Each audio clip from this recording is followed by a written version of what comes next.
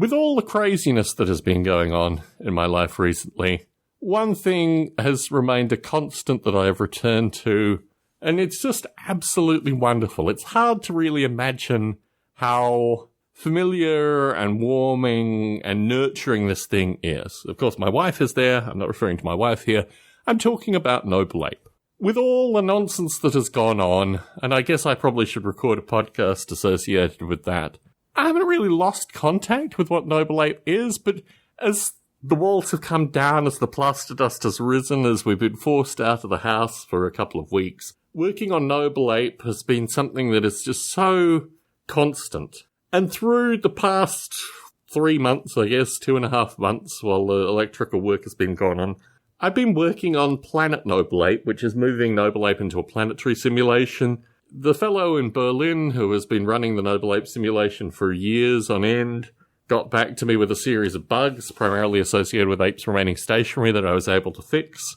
I bought a Windows laptop and I've reinvigorated Noble Ape for Windows. I've been contacted by a fellow called Keith who is filling in actually for what Alex in Berlin had done associated with running the simulation for long periods of time and pinging me periodically. So the Windows version of the simulation is working again.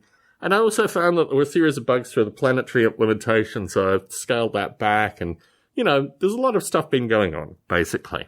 I'm also really interested in working on the Noble Ape speech. This is something that has been a kind of background project, but I want to record a lot of audio and do audio analysis to get a better understanding of speech, at least human intelligible speech, to see if the Noble Apes can actually speak in some way. And in doing all of this, I've basically been able to fill the sleepless parts of the evenings for the past 11 weeks. Lots of different bits of work. Just getting the Windows version back running again, I'm embarrassed to say, was a solid week of evenings worth of work, just debugging where things aren't working anymore. And really, the last 2-3 days came down to not understanding that the color initialization, the thing that brought the colors into being for use in the graphics, didn't actually occur in the same order on the Windows version, and thus there was a situation where the Windows could appear and be initialized but not have the colors that had been previously initialized. It's a really basic thing. But it took a lot of debugging to actually get that in place and a lot of moving stuff around and just experimenting. What I've realized through this process is I need to get back into the habit of doing regular releases of the simulation, even if it is just Windows and Mac. Just so there are new versions that are going online and people can pick them up and, you know, continue to use them, because there does seem to be a group of users, a core group of users that keep coming back to the simulation and using it. And I haven't really put much effort into releasing the Noble Ape simulation as a thing. I've done all the development internally, but actually releasing it as a thing, you know, requires me to fix a bunch of bugs and file a bunch of stuff and, you know, go through a process which I haven't really been doing recently. I've just been tinkering in my own little world. And having this collaborative component to it re-energized, having people return to it and say, you know, I'm finding this thing interesting, or I want more information on this. This Keith guy is interested in more information on how the episodic, you know, stuff works. I provided him an academic paper. I guess there are podcasts and stuff he can listen to as well. But, you know, it's interesting getting my brain back into these things. You know, I focus on some aspect of Noble Ape, another aspect of Noble Ape. But as a coherent whole, it's really interesting to go back because you forget bits, you know, just through the nature of the mind, I guess, or the kind of slowly degrading middle-aged mind. And to go back and work on it and remind yourself is really very wonderful. The issue with regards to the Noble Apes not moving turned out to be two factors. There was a case where the Noble Apes grazed and then told through the event structure that they had eaten was okay, even though they weren't actually getting any sustenance back from the area that they were grazing in.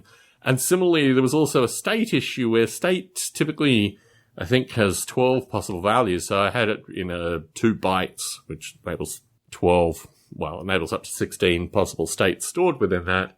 Well, there were some parts of the simulation that went back down to bytes. So they were losing the upper 4 states and this kind of stuff. So really deep debugging, finding bugs and this kind of stuff is really great fun.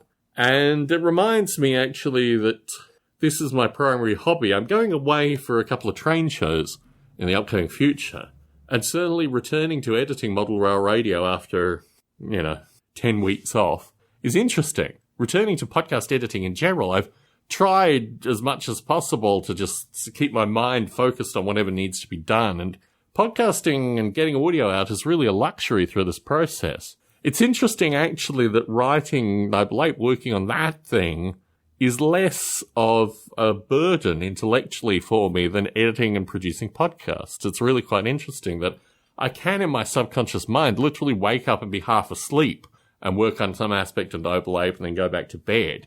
Whereas in order to edit podcasts, I need to be in a different state. And certainly with all the confusion and the dust and the nonsense, I just wasn't in the right state to do that with podcasts. But Noble Ape, I was. And it was just such a, re-energizing experience to be able to work on this thing that I've worked on for so many years now. And also, the thing I love about Noble Ape is actually the users and folks like Bob Mottram and this kind of stuff, that there's a narrative history of curious individuals that have kind of fallen into this thing. It's almost like a honey trap for the intellectually curious, let's just call them that. So it's wonderful. It's wonderful to have this thing that I can return to and work on. And I've certainly gotten a lot of enjoyment out of doing that recently.